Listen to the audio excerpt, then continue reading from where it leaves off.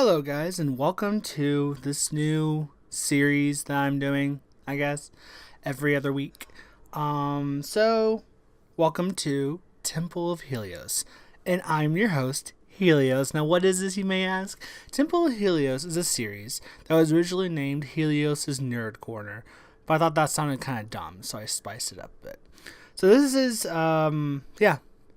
Temple of Helios, which is going to be essentially a show or a series, going to be talking about films, comics, manga, anime, film, anything I care about as a nerd. And welcome to it's like an introduction to the world of nerdom if you're not already acquainted with it. You get my opinions on stuff and reviews on whatever I decide to do, and I basically kind of got free reign at this point for this series. So today we're going to be talking about the new Marvel comic that dropped today called Xmen Red. Now, if you haven't been in tune with Marvel comics lately, Jean Grey recently came back from the dead. I can make a video on that later on the story on how the Phoenix came back. This takes place after that, and Jean Grey Xmen Red is about a Jean Grey and her group of X-Men that she got together to form a team. So the comic starts out with a girl, with a bunch of people breaking into a little girl's house, or her and her family's house, and she's a mutant, and they try to kill her because, as humans do, we fear stuff we don't understand, so they try to kill her. And she runs out of the house, and then she ends up getting, some alleyway, and she comes across this mob, and her mother is in this mob, and they fire at her, and at the last moment, Jean Grey and her X-Men team steps in and saves this mutant girl and takes her away. So, and then of course the mutant girl tells, "Oh, everything's fine, blah blah blah," and then it kind of jumps back, and about 2 months earlier, it jumps back, and you come across this guy, these two criminals who steal a car, and it turns out this baby in the backseat that the mother left because she was thrown out of the car is a mutant, and this baby has the powers of high-pitched screams and explosions, as the X-Men find out. It's Wolverine and Honey Badger come in, save the child, and this child causes an explosion, and Jean Grey comes in, fixes the situation like Jean Grey does. You know how she does. If you read any Marvel comics at all with Jean Grey in it, you know how she do. So, also, by the way, if y'all want me to do a character analysis of Jean Grey, just let me know, because I will gladly do one. Anyway, so she solves the situation, calms the child down, hands him back to her mother, and it takes you over to a newscast where there's two anchors, a man and a woman, and the man's like, "Mutants need to be put down," and the other woman's like, "But they're human," and it's just an argument between the two. And Jean Grey comes in and she's like, "You know what? I'm gonna do something. I have an idea, or I'm gonna gather up all these people and help them come up with an idea." So she gathers all of the brightest minds in the world, artists, scientists, educators, engineers, Peace Prize winners, the brightest minds in the world.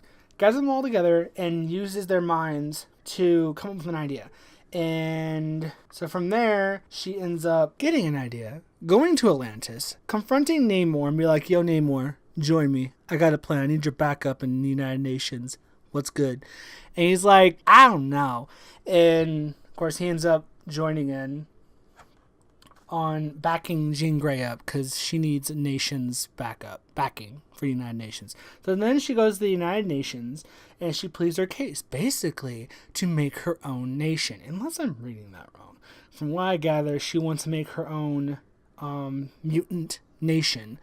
And T'Challa from Wakanda and Namor from Atlantis recognize the mutant nation. And then you have this one ambassador from UK that comes in and tells her, basically, this is not going to work.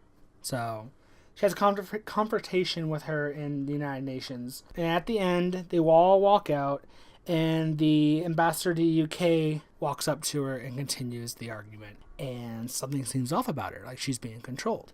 And Jean Grey's like, there's something wrong with you. Tries to, like, right after she says that, the person's mind, basically, her head explodes. Like, point blank, like, boom, like a balloon, just pops like a balloon. And people think Jean Grey did it. But in reality, she didn't. But she's like, I need to explain myself. But Namor and Nightcrawler got her out of there. And they're like, oh, snap. Now people think Jean Grey murdered somebody.